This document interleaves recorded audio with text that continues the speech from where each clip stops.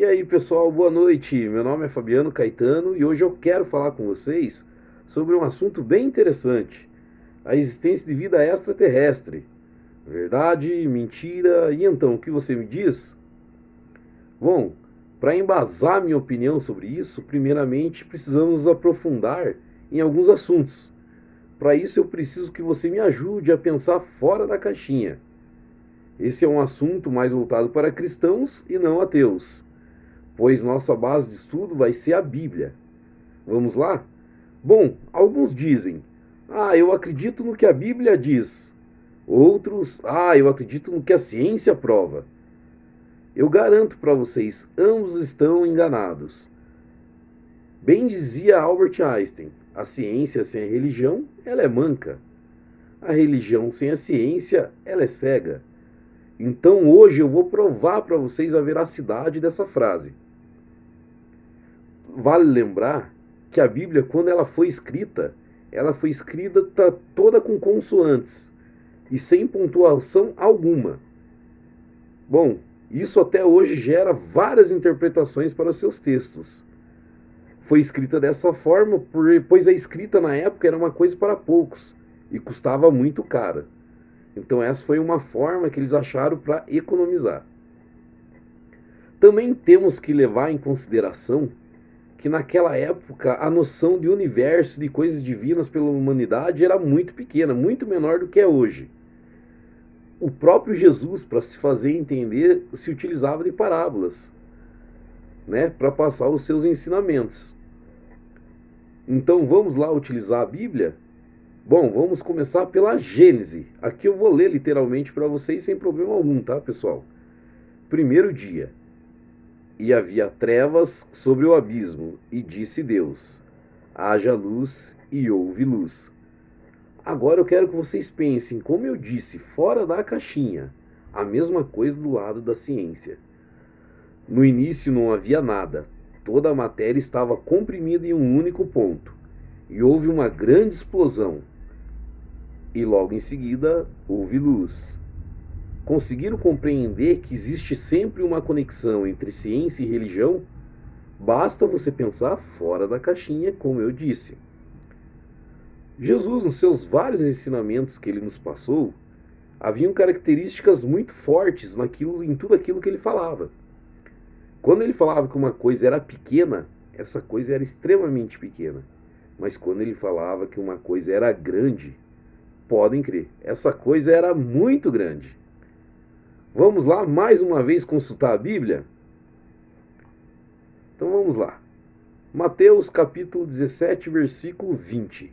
E disse Jesus: se vocês tiverem a fé do tamanho de um grão de mostarda, poderão dizer a este monte: vá daqui para lá, e ele irá.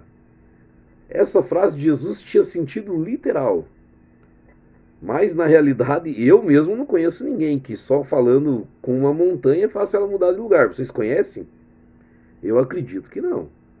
Claro que Jesus também queria mostrar com isso que quando nós atingimos a mais profunda fé do Deus vivo que existe dentro de nós, acontecem coisas maravilhosas em nossas vidas, que nem a ciência explica nesse caso, né?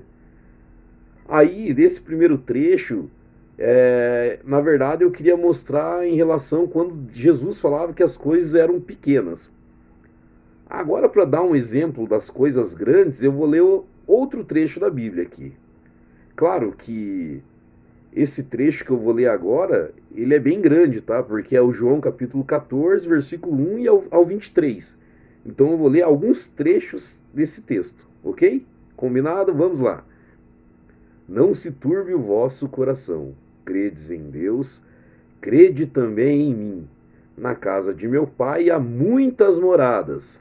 Se não fosse assim, eu vô-lo teria dito. Vou preparar-vos lugar, e quando eu for, eu vos preparar lugar.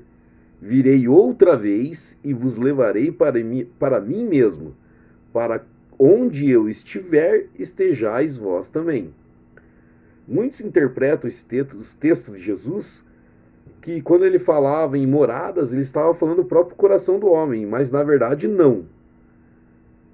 Sabe por quê? Eu vou ler de novo um trecho aqui para vocês, um pouco menor agora, para vocês abrirem mais a mente de vocês e, como eu disse, pensarem fora da caixinha.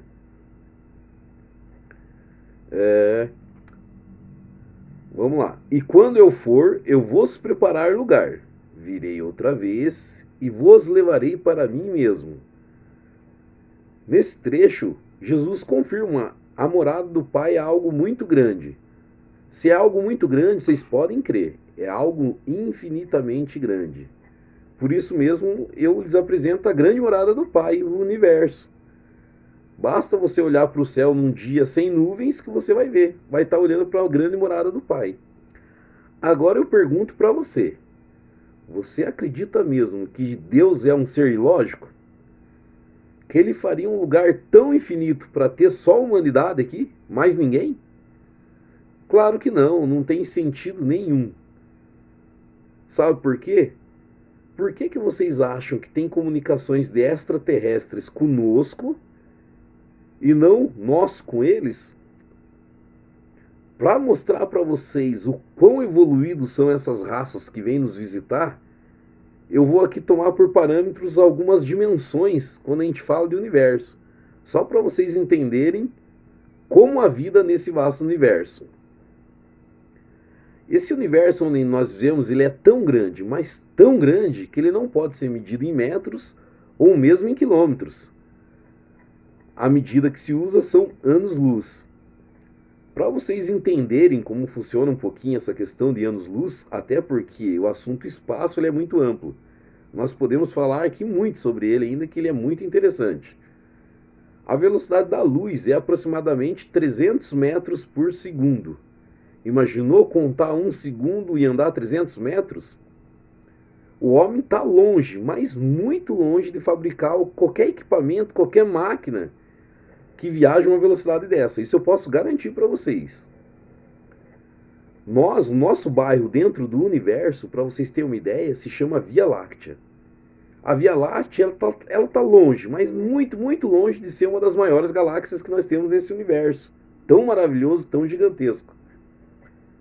Mas só para vocês terem uma noção, se nós conseguíssemos viajar à velocidade da luz, pegássemos uma espaçonave daqui da Terra para poder ir visitar outras galáxias, nós levaríamos aproximadamente 55 mil anos-luz.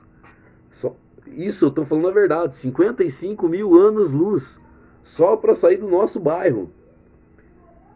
Com uma distância tão grande igual essa, você acredita que seres que vêm de outras galáxias nos visitarem são menos evoluídos do que nós?